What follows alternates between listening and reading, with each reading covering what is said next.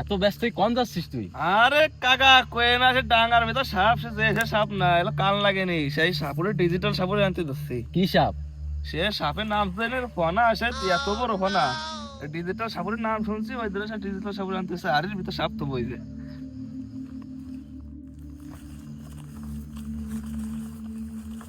ভাই, আমি সাপে তো থাকতে পারতেছি না ভাই, আমার মরা ছাড়া কোনো গতি নাই, সাপ না ধরে তুলি ভাই আপনার এমনি এসে আর তো ধরবে কিনা সন্দেহ ভাই, এই যে এত যে এসে সাপ না।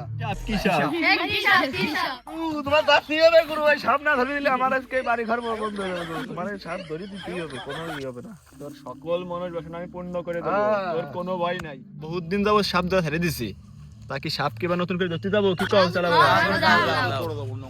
আচ্ছা ঠিক আছে।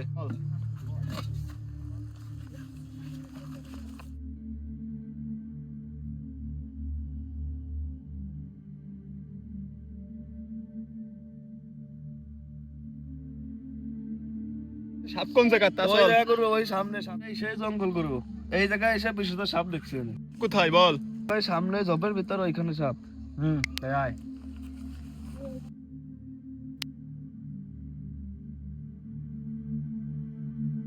কিসের জঙ্গল? হ্যাঁ গুরু, এই যে জঙ্গল। এখন আমি আমার কালা জাদু দিয়ে এখানে যত সাপ আছে সব আমি দেখে নিচ্ছি করে দিই।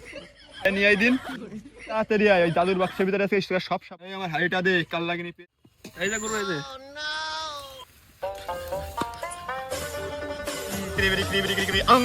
এই সাতশোটা সব ভাড়া দিবি না। এই ষোলো তোর দিদিটা ভেঙে নেবো আমি।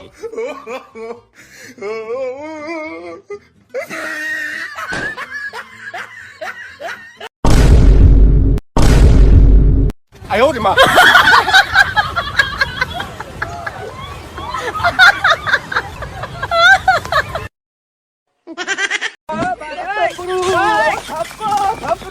মাফ করে ভাই, ওই সাপ আমার পক্ষে ধরা সম্ভব না ভাই। তুই অন্য জায়গায় অন্য জায়গা দেখবে আমার দ্বারা হবে না। আমি আমার জীবন নিয়ে একেবারে আমার বউ কানতেছে পারি ভাই, তুই কর।